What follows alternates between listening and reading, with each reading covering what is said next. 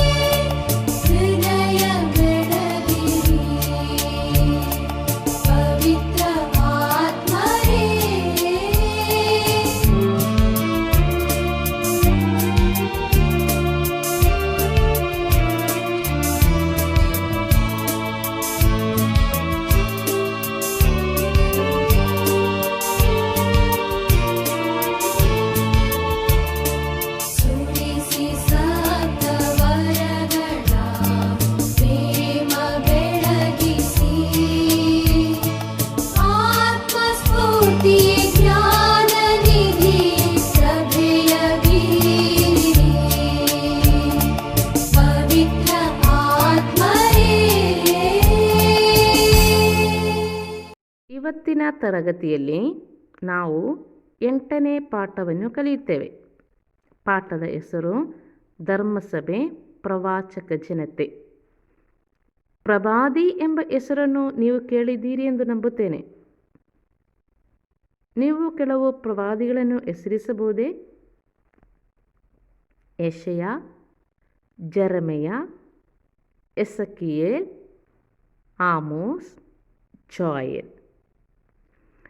ದೇವರು ಏಕೆ ಈ ಪ್ರವಾದಿಗಳನ್ನು ಕರೆದರು?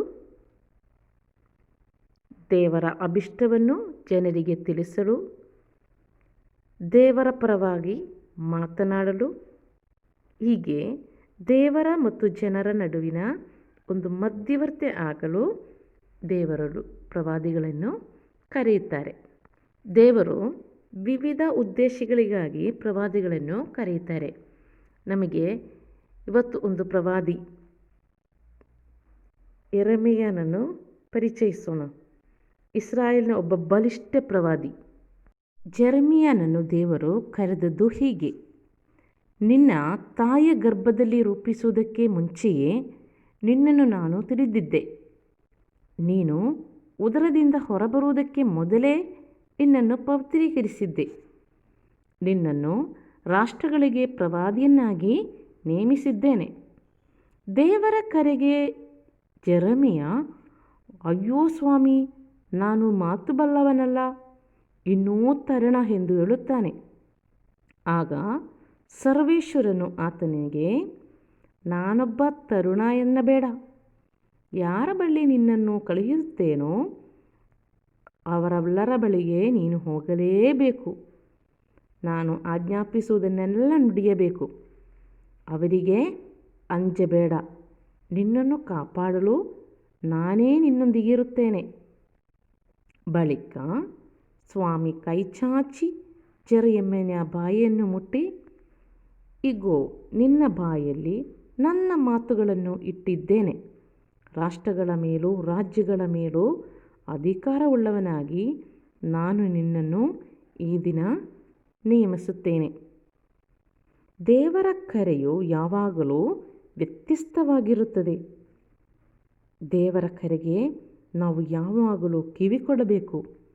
ಅಲ್ಲಿ ಪ್ರಾಯ, ವರ್ಣ ವ್ಯತ್ಯಾಸವಿಲ್ಲ. ಅವರಿಗೆ ಬೇಕಾದವರನ್ನು ತನ್ನ ಅಭಿಷ್ಟದಂತೆಯೇ ಅಭಿಷೇಕ ಮಾಡುತ್ತಾರೆ ಅಥವಾ ನೇಮಿಸುತ್ತಾರೆ. ಇಸ್ರಾಯೇಲರನ್ನು ತನ್ನ ಸ್ವಂತ ಜನತೆಯಾಗಿ ರೂಪಿಸಿ ಅವರಿಗೆ ತನ್ನ ಅಭಿಷ್ಟಗಳನ್ನು ತಿಳಿಸಿ ಅದರಂತೆ ಅವರನ್ನು ಮುನ್ನಡೆಸಲು ಆಯಾ ಕಾಲದಲ್ಲಿ ದೇವರು ಪ್ರವಾದಿಗಳನ್ನು ಆರಿಸಿ ನೀಡಿದರು. ಇಸ್ರಾಯೇಲ್ನ ಇತಿಹಾಸದಲ್ಲಿ ಮೋಶೆ, ಜೋಶುವ ಮೊದಲಾದ ನಾಯಕರು ಈ ಪ್ರವಾಚಕ ದೌತ್ಯವನ್ನು ನಿರ್ವಹಿಸಿದ್ದನ್ನು ಕಾಣಬಹುದು. ಹೀಗೆ ಅನೇಕ ಪ್ರವಾದಿಗಳನ್ನು ದೇವರು ಇಸ್ರಾಯೇಲರಿಗೆ ನೀಡಿದರು. ಅಂದರೆ ಪ್ರವಾದಿ ಎಂದರೆ ಯಾರು? ದೇವರ ಅಭಿಷ್ಟಗಳನ್ನು ಜನರಿಗೆ ತಿಳಿಸುವವನು ಪ್ರವಾದಿ. ಪ್ರವಾದಿಯ ವೈಶಿಷ್ಟ್ಯಗಳು ಯಾವುದು? ಪ್ರವಾದಿಯು ದೇವರ ಪರವಾಗಿ ಮಾತನಾಡುವವನು. ದೇವರ ಅಭಿಷ್ಟವನ್ನು ತನ್ನ ಜೀವನದಲ್ಲಿ ಪಾಲಿಸಿ ಇತರರಿಗೆ ಸಾಕ್ಷಿ ನೀಡುವವನು. ದೇವರ ಅಭಿಷ್ಟವನ್ನು ತಿಳಿಸಲು ಮತ್ತು ಸಾಕ್ಷಿಪಡಿಸಲು ದೇವರಿಂದ ನಿಯೋಜಿಸಲ್ಪಟ್ಟವನೆಂಬ ನೆಲೆಯಲ್ಲಿ ಪ್ರವಾದಿಯ ಜೀವನ ಸದಾ ಆನಂದಭರಿತವಾಗಿರುವುದಿಲ್ಲ. ತಪ್ಪುಗಳ ವಿರುದ್ಧ ಧ್ವನಿ ಎತ್ತಿದಾಗ ತಿರಸ್ಕಾರಗಳನ್ನು, ಹಿಂಸೆಯನ್ನು, ಜೀವಹಾನಿಯನ್ನು ಎದುರಿಸಬೇಕಾಗುತ್ತದೆ. ಅವರು ಪವಿತ್ರಾತ್ಮರಿಂದ ಮುನ್ನಡೆಸಲ್ಪಡುವುದರಿಂದ ಯಾವುದಕ್ಕೂ ಹೆದರದೆ ಸತ್ಯಕ್ಕೆ ಸಾಕ್ಷಿಗಳಾಗುತ್ತಾರೆ. ತಪ್ಪನ್ನು ಧೈರ್ಯದಿಂದ ಎತ್ತಿ ತೋರಿಸುತ್ತಾರೆ. ನಾವೆಲ್ಲರೂ ಸತ್ಯಕ್ಕೆ ಸಾಕ್ಷಿಗಳಾಗಬೇಕು. ತಪ್ಪುಗಳನ್ನು ಎತ್ತಿ ತೋರಿಸುವ ಧೈರ್ಯವನ್ನು ನಾವು ತೋರಿಸಬೇಕು. ದೇವರ ಅಭಿಷ್ಟವನ್ನು ನಾವು ಅರಿತು ಅದರಂತೆ ವರ್ತಿಸಬೇಕು. ಪಂಚಾಶತಮ ದಿನದಂದು ಪವಿತ್ರಾತ್ಮ ಭರಿತರಾದ ಅಪೊಸ್ತಲರು ವಿವಿಧ ಭಾಷೆಗಳಲ್ಲಿ ಮಾತನಾಡಿದರು ಮತ್ತು ಪ್ರವಚನ ನೀಡಿದರು. ಆದಿ ಕ್ರೈಸ್ತ ಸಮೂಹ ಪವಿತ್ರಾತ್ಮರನ್ನು ಪಡೆದಾಗ ಪ್ರವಾಚಕ ಜನತೆಯಾಗಿ ಮಾರ್ಪಟ್ಟಿತು. ಸ್ನಾನದೀಕ್ಷೆ ಮತ್ತು ತೈಲಾಭಿಷೇಕದ ಮೂಲಕ ಪವಿತ್ರಾತ್ಮರನ್ನು ಸ್ವೀಕರಿಸುವ ಧರ್ಮಸಭಾ ಸದಸ್ಯರು ಪ್ರವಾಚಕ ಜನತೆಯಾಗಿ ಮಾರ್ಪಡುತ್ತಾರೆ. ಪವಿತ್ರಾತ್ಮರಿಂದ ಅಭಿಷಕ್ತರು ಮುನ್ನಡೆಸಲ್ಪಡುವವರು ಆಗುತ್ತಾರೆ. ಪವಿತ್ರಾತ್ಮರನ್ನು ಸ್ವೀಕರಿಸಿ ಪ್ರವಾಚಕ ಜನತೆಯಾಗುವ ಧರ್ಮಸಭಾ ತನೆಯರ ದೌತ್ಯ ಯೇಸುವಿಗೆ ಸಾಕ್ಷಿಗಳಾಗುವುದು ಎಂಬುದಾಗಿದೆ. ಹಾಗಾದರೆ ನಾವೆಲ್ಲರೂ ಸ್ನಾನದೀಕ್ಷೆ ಮತ್ತು ತೈಲಾಭಿಷೇಕದ ಮೂಲಕ ಪವಿತ್ರಾತ್ಮರನ್ನು ಸ್ವೀಕರಿಸಿದವರು. ನಮ್ಮ ದೌತ್ಯವೇನು? ಯೇಸುವಿಗೆ ಸಾಕ್ಷಿಗಳಾಗುವುದು ಎಂಬುದು. ಪಂಚಾಶತಮ ದಿನದಂದು ಪವಿತ್ರಾತ್ಮ ಭರಿತನಾಗಿ ಪೇತ್ರನು ನೀಡಿದ ಪ್ರವಚನವನ್ನು ನಮಗೆ ಈ ವಿಡಿಯೋದ ಮೂಲಕ ನೋಡೋಣ.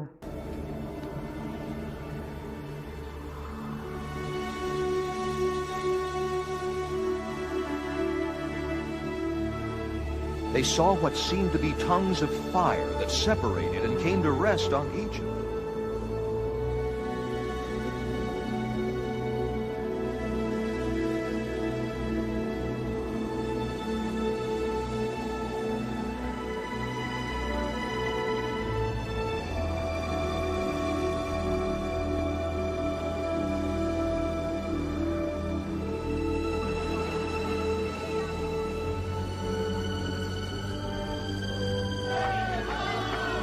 All of them were filled with the Holy Spirit and began to speak in other tongues as the Spirit enabled.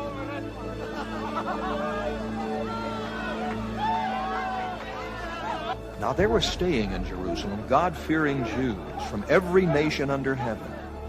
When they heard this sound, a crowd came together in bewilderment, because each one heard them speaking in his own language. Utterly amazed, they asked, "Are not all these men who are speaking Galileans? Then how is it that each of us hears them in his own native language? Parthians, Medes, and Elamites,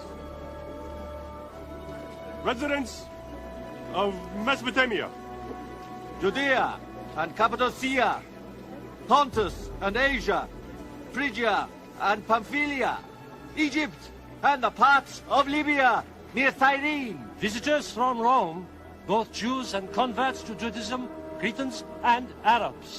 We hear them declaring the wonders of God in our own tongues." Amazed and perplexed, they asked one another. "What does this mean?" Some, however, made fun of them and said, "They have had too much wine."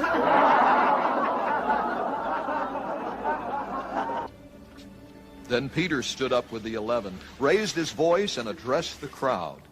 "Fellow Jews, and all of you who live in Jerusalem, let me explain this to you. Listen carefully to what I say. These men are not drunk, as you suppose. It's only 9 in the morning. No, this is what was spoken by the prophet Joel. In the last days, God says, I will pour out my spirit on all people. Your sons and daughters will prophesy. Your young men will see visions. Your old men will dream dreams. Even on my servants, both men and women, I will pour out my spirit in those days, and they will prophesy. I will show wonders in the heaven above and signs on the earth below. Blood and fire and billows of smoke. The sun will be turned to darkness and the moon to blood before the coming of the great and glorious day of the Lord. And everyone who calls on the name of the Lord will be saved.